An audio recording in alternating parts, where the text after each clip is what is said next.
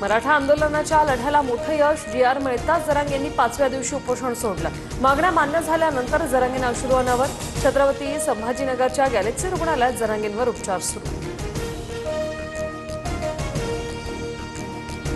मराठा आरक्षणाबाबत हैदराबाद गॅझेटियरवर पहिला जी.आर. प्रसिद्ध. मराठ्यांना कुणबी प्रमाणपत्र मिळण्याचा मार्ग मोकळा. हैदराबाद गॅझेटसाठी मुख्यमंत्री फडणवीसांचा पुढाकार. मराठा समाजाच्या हिताचा तोडगा निघाला. सरसकट आरक्षण न मिळण्याची भूमिका जरांगेंनी स्वीकारली. मंत्रिमंडळ उपसमिती कायदेशीर अभ्यास करून मार्ग काढला, तर मुख्यमंत्री फडणवीसांनी मानले आभार. मराठ्यांनी मुंबई काबीज करून दाखवली. मुंबईत येऊन विजयही मिळवून दाखवला. महाराष्ट्रासाठी सोन्याचा दिवस. उपोषण सोडल्यानंतर जरांगेंची पहिली प्रतिक्रिया. हैदराबाद गॅझेटच्या अंमलबजावणीमुळे मराठवाड्यात ज्यांच्या नोंदी सापडतील त्यांना त्यांच्या रक्तातील सर्वांनाच कुणबी सर्टिफिकेट मिळणार. मुख्यमंत्री फडणवीसांकडून जाहीर. दुपारी 12 वाजता राज्य मंत्रिमंडळाची बैठक. सह्याद्री अतिथीगृहावर राज्य मंत्रिमंडळाची बैठक पार पडणार. महत्त्वाच्या विषयांवर चर्चा होईल. मनोज जरांगेंच्या आंदोलनासंबंधित आज कोर्टात सुनावणी. दुपारी हायकोर्टात सुनावणी पार पडणार. लक्ष्मण हाकेंची आज पत्रकार परिषद. सरकारने मराठा समाजासाठी प्रसिद्ध केलेल्या जी.आरचा लक्ष्मण हाकेंकडून निषेध. मराठा आरक्षणाबाबत सरकारने घेतलेल्या निर्णयावर विधितज्ञांसोबत आमची चर्चा सुरू.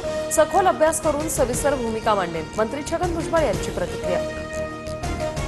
जी.आरमध्ये फसवणूक झाल्यास महाराष्ट्रात एकाही मंत्र्याला नेत्याला फिरू देणार नाही. जरांगेंचा इशारा.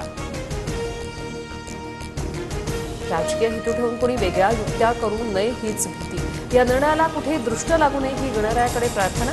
खासदार निलेश लंकेंची प्रतिक्रिया.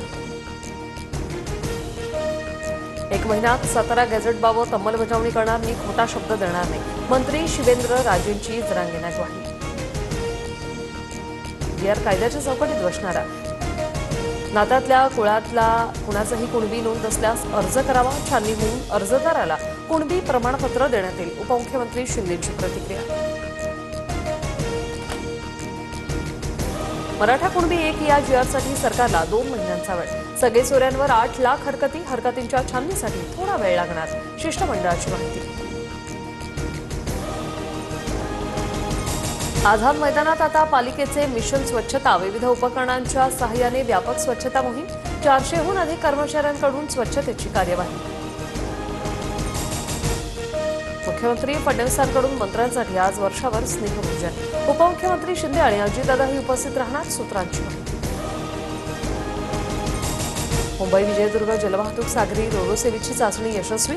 एमटीएम प्रिन्सेस बोट विजयदुर्ग बंदरात दाखल. 40 वर्षांनंतर मुंबई ते सिंधुदुर्ग जलवाहतूक सेवा सुरू होणार. अर्थमंत्री निर्मला सीतारामन यांच्या अध्यक्षतेखाली आजपासून जीएसटी परिषदेची बैठक. बैठकीत कर कपातीचा निर्णय होण्याची शक्यता. कोल्हापूरच्या राधानगरी धरण क्षेत्रात पावसाचा जोर कायम. राधानगरी धरणाचा स्वयंचलित दरवाजा पुन्हा उघडला. धरणातून 1900 क्युसेक विसर्ग सुरू. पंचगंगा नदीच्या पाणीपातळीत वाढ. पंजाब, हिमाचल, उत्तराखंड, काश्मीरमध्ये मुसळधार पाऊस. पावसामुळे गुरुग्राम, चंदीगड, नोएडामधील शाळांना सुट्टी. पंजाबमधील 1400 गावांना पुराचा फटका. पुरात आतापर्यंत 30 पेक्षा अधिक जणांचा मृत्यू.